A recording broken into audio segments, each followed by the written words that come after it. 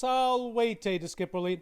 In today's video lesson, we will meet the Trojans for the first time.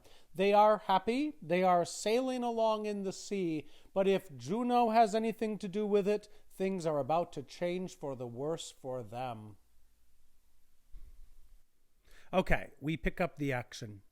Vix e conspectu siculae telluris, in altum vela dabant laeti, et spumas salis aere ruebant, cum Juno, aeternum servans sub pectore vulnus haec secum.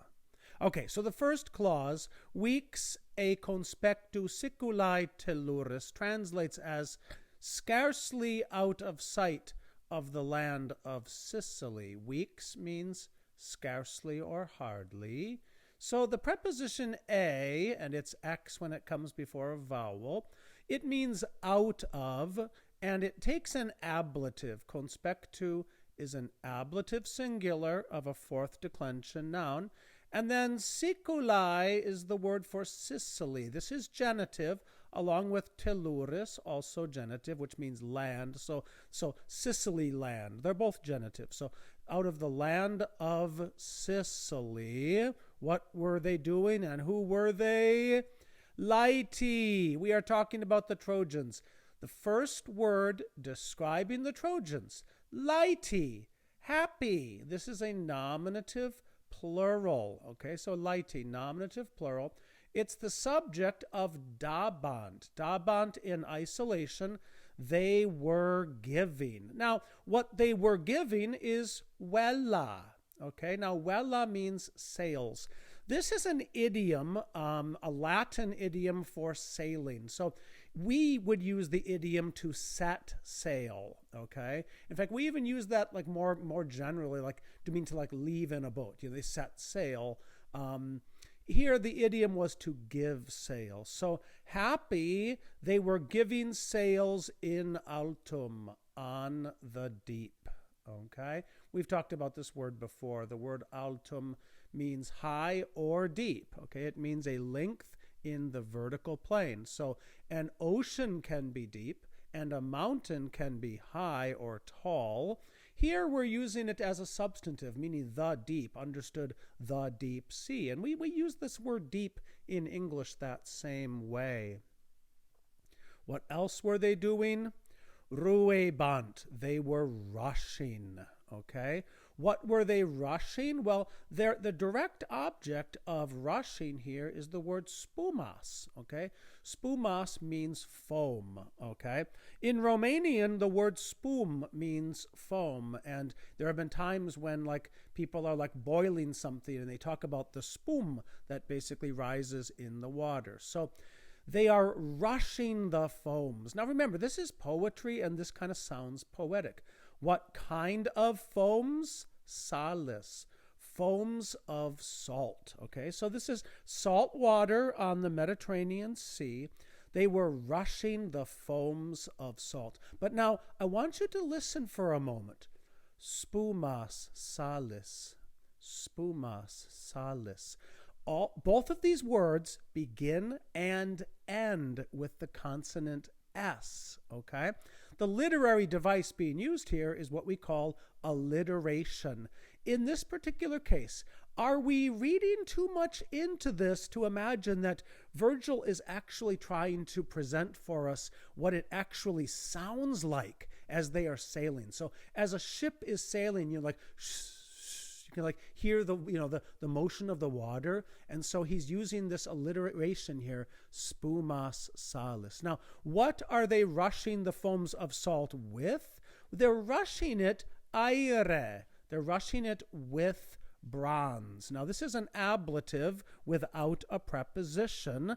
And now you might be wondering, what in the world does it mean to rush the foams of salt with bronze? Now, what this is referring to, a boat, in order to reduce friction on the water, they would actually put a strip of bronze running the entire length of the boat underneath its hull. Okay, so believe it or not, that bottom part is where most of the friction in the water is going to kind of occur.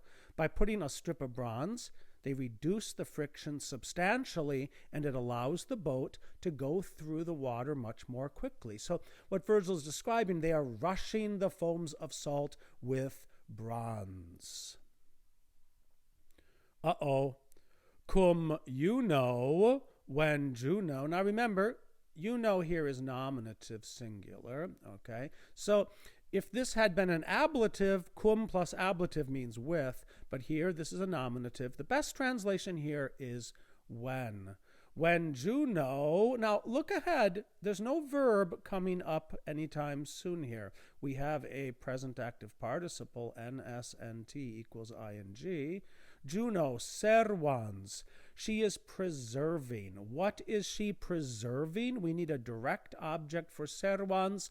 She is preserving vulnus, a wound. What kind of a wound? Believe it or not, aeternum is an adjective that describes vulnus. Vulnus may look like a second declension nominative singular.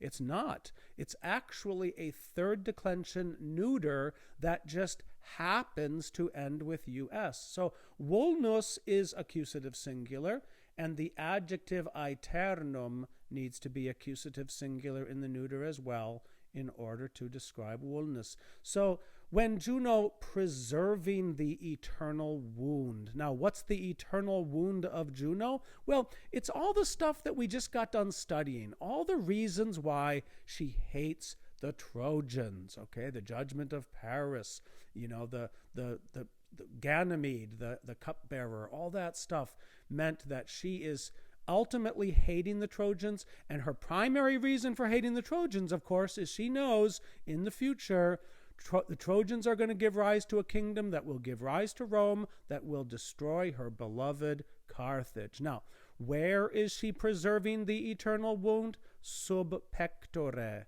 under the chest. Okay, and this is again ancient physiology. They believed that the heart and other organs were the seats of certain emotions. So, she's like, and we still use these terms today, say, I love you with all my heart, okay? We certainly know that the heart is in fact an organ that pumps blood through the body, but we still figuratively use the word heart that way. So that's what this means. She's preserving the eternal wound under the chest, meaning she's like got this internally. Now, the last little bit we're going to study here in this video is just these words, haec secum. Literally, haec means these things, okay? It's neuter plural. And secum, literally with herself, okay? Now, what's not stated here is the word dixit, okay? This is basically going to be introducing what's going to follow this colon here is going to be the beginning of a quote. Juno is going to be saying something. So what's missing is the word dixit, literally said these things with herself. This is the Latin idiom for to speak to yourself. In English, you speak to yourself or say something to yourself. In Latin, you say something with yourself, secum, okay? So this little vignette here, we have just met the Trojans. They have just left Sicily, and they are trying to go around Sicily and make their way up to the western coast of Italy and fulfill their destiny. Juno is going to make something happen that's going to at least prolong their misery as they are trying to reach their homeland.